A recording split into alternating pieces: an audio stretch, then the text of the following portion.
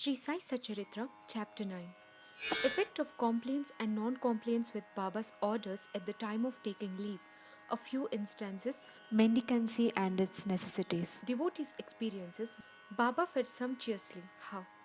At the end of the last chapter, it was barely stated that the Bhaktas who obeyed Baba's orders at the time of taking leave fared well, and those who disobeyed them suffered many a mishap. This statement will be amplified and illustrated with a few striking instances and by other matters dealt with in this chapter. Characteristic of Shirdi pilgrimage. One special peculiarity of Shirdi pilgrimage was this, that none could leave Shirdi without Baba's permission, and if he did, he invited untold sufferings. But if anyone asked to quit Shirdi, he could stay there no longer. Baba gives certain suggestions or hints when Bhaktas went to bid goodbye and take leave. These suggestions had to be followed. If they were not followed and were departed from, accidents will sure to befall them who acted contrary to Baba's directions. We give below a few instances. Tatya Kote Patil. Tatya Kote was once going in a tanga to Kopargaon Bazar. He came in haste to the masjid, saluted Baba and said that he would go to Kopargaon Bazar. Baba said, "Don't make haste. Stop a little. Let go the bazaar. Don't go out of the village." On seeing his anxiety to go, Baba asked him to take Shama at least with him. Not minding this direction, Tatya Kote immediately drove his tanga. One of the two horses, one which cost rupees 300, was very active and restless. After passing Saul well, it began to run rashly, got a sprain in its waist and fell down. Tatya was not much hurt, but was reminded of Mother Sai's direction. On other occasion, while proceeding to Kolhar village, he disagreed Baba's directions and drove in a tanga which met with a similar accident. European gentleman. One European gentleman of Bombay once came to Shirdi with an introductory note from Nana Sahib Chandorkar and with some object in view. He was comfortably accommodated in a tent. He went to kneel before Baba and kiss his hand. Therefore, he tried thrice to step into the masjid, but Baba prevented him from doing so. He was asked to sit in the open courtyard below and take Baba's darshan from there. Not pleased with this reception, he went to leave Shirdi at once and came to bid goodbye. Baba asked him to go the next day and not to hurry. People also requested him to abide by Baba's direction. Not listening to all these, he left Shirdi in a tanga. The horses ran at first all right, but when Saul Well was passed, a bicycle came in front, seeing which the horses were frightened and ran fast. The tanga was turned topsy-turvy and the gentleman fell down and was dragged some distance. He was immediately released but had to go and lie in Kopargam hospital for the treatment of the injuries. Because of such experiences, all people learned the lesson that those who disobeyed Baba's instruction met with accident in one way or the other, and those who obeyed them were safe and happy. The necessity of mendicancy. Now to return to the question of mendicancy, a question may arise in the minds of some that if Baba was such a great personage, God in fact, why should he have recourse to the begging bowl all his lifetime? This question may be considered and replied from two standpoints. The first one, who are the fit persons who have a right to live by the begging bowl? Our Shastras say that those persons who getting rid of or becoming free from the three main desires for progeny, for wealth, for fame, accept sannyas are the fit persons to live by begging alms. They cannot make cooking arrangements and dine at home. The duty of feeding them rests on the shoulders of householders. Saibaba was neither a householder nor vanaprastha. He was a celibate sannyasi from boyhood. His firm conviction was that the universe was his home. He was the Lord Vasudev, the supporter of the universe and the imperishable Brahman. So he had the full right to have resource to the begging bowl. Second, now from the standpoint of Panchasun, 5 sins and their atonement, we all know that in order to prepare foodstuffs and meals, the householders have to go through 5 actions or processes. The first one, Kandani pounding. Second, Peshani grinding. Third one, Udakumbi, washing pots. Fourth one, Marjani, sweeping and cleaning. Fifth one, Chulli lighting, herbs. These processes involve destruction of lot of small insects and creatures, and thus the householders incur a lot of sin. In order to atone for this sin, our Shastras prescribed 5 kinds of sacrifices. Brahma Yajna, Veda Adhyayan, that is offerings to Brahman or the study of the Vedas.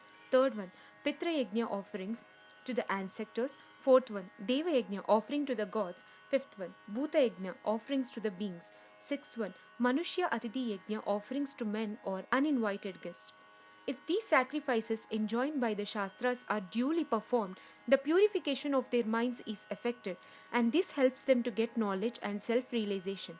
Baba, in going from house to house, reminded the inmates of their sacred duty, and fortunate were the people who got the lesson at their homes from Baba.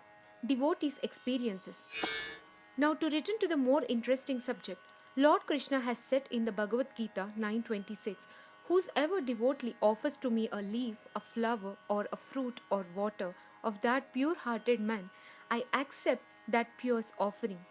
In the case of Sai Baba, if a devotee really longed to offer anything to Sai Baba, and if he afterwards forgot to offer the same, Baba reminded him or his friend about the offering and made him present it to him, and then accepted it and blessed the devotee. A few instances are given below. Tarkad family, father and son.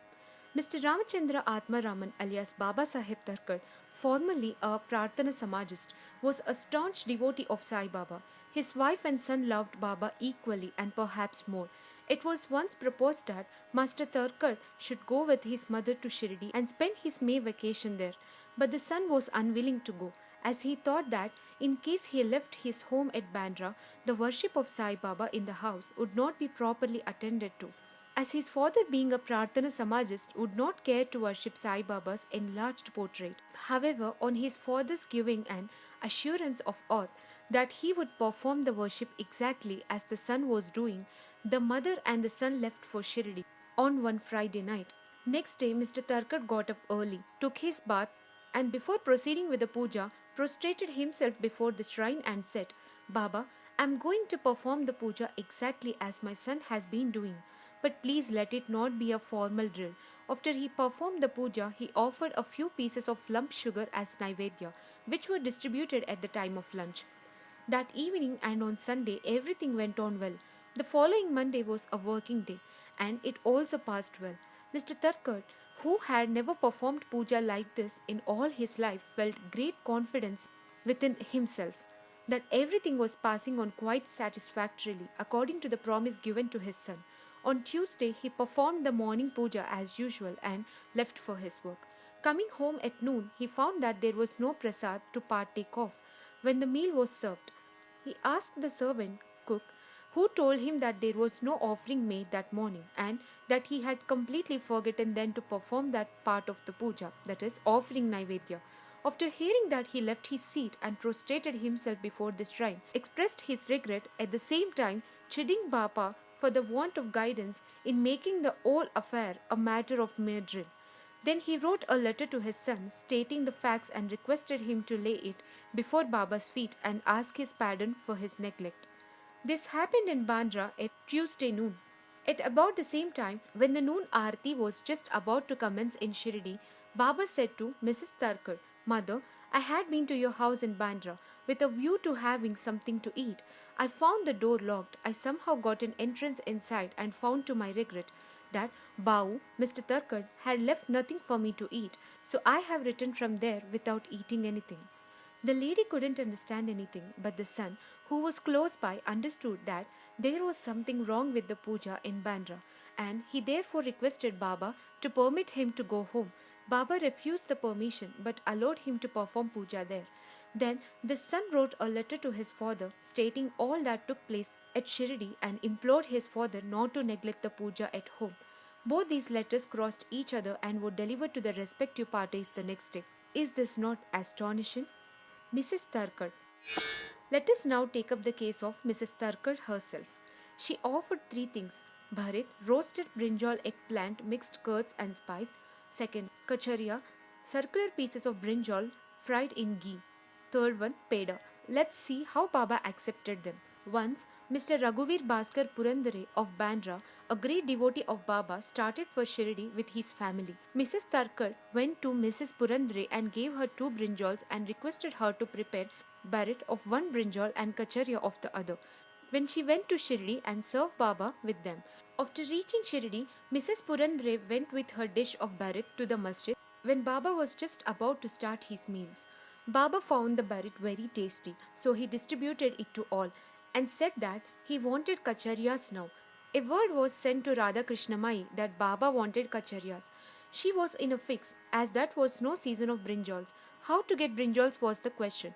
When an inquiry was made as to who bought the barit, it was found that Mrs. Purandre was also interested with the duty of serving kachariyas. Everybody then came to know the significance of Baba's inquiry regarding kachariyas and was wonderstruck at Baba's all-pervasive knowledge. In December 1915 AD, one Govind Balram Mankar wanted to go to Shirdi to perform the obsequies of his father. Before he left, he came to see Mr. Thakkar. Then Mrs. Thakkar wanted to send something with him to Baba. She searched the whole house but found nothing except a peda, which had already been offered as Naivedya. Mr. Mankar was in mourning. Still out of great devotion to Baba, she sent the peda with him, hoping that Baba would accept and eat it. Govind went to Shirdi and saw Baba, but forgot to take the peda with him. Baba simply waited. When again he went to Baba in the afternoon, he went empty-handed without the peda. Baba couldn't wait no longer and therefore asked him straight, "What did you bring for me?" "Nothing," was the reply. Baba asked him again. The same reply came forth again. Then Baba asked him the leading question, "Didn't the mother give some sweet to you for me at the time of your starting?" The boy then remembered the old thing. He felt abashed and asked Baba's pardon, ran to his lodging, bought the peda and gave it to Baba. As soon as Baba got it in his hands, he put it into his mouth and gulped it down. Thus the devotion of Mrs. Thakkar was recognized and accepted. As men believe in me, so do I accept them. Gita 4:11 was proved in this case. Baba fed sumptuously. How? Once, Mrs. Thakkar was staying in a certain house in Shirdi. At noon, meals were ready and dishes were being served. When a hungry dog turned up there and began to cry, Mrs. Thakkar got up at once and threw a piece of bread, which the dog gulped with great relish. In the afternoon, when she went to the masjid and sat at some distance, Saibaba said to her, "Mother, you have fed me sumptuously up to my throat. My afflicted pranas have been satisfied. Always act like this, and this will stand you in good stead. Sitting in the masjid, I shall never ever speak untruth. Take pity on me like this. First give bread to the hungry and then eat yourself. Note this well." She couldn't at first understand the meaning of what Baba said. So she replied, "Baba, how could I feed you? I am myself dependent on others and take my food from them on payment." Then Baba replied, "Eating that lovely bread, I am heartily contented and am still belching. The dog which you saw before meals and to which you gave the piece of bread is one with me. So also other creatures like cats, pigs, flies, cows, etc. are one with me. I am roaming in their forms. He who see me in all these creatures is my beloved. So abandon the sense of duality and distinction and serve me as you did today." Drinking these nectar-like words, she was moved and her eyes were filled with tears. Her throat was choked and her joy knew no bounds. Moral: see good in all beings is the moral of this chapter. The Upanishads, the Gita, and the Bhagavad all exhort us to perceive God or divinity in all the creatures. By the instance given at the end of this chapter and others too numerous to mention, Sai Baba has practically demonstrated to us how to put the Upanishadic teachings into practice. In this way, Sai Baba stands as the best exponent or teacher of the Upanishadic doctrines. Bow to Sri Sai, peace be to all. Subscribe to Saibaba 919 channel.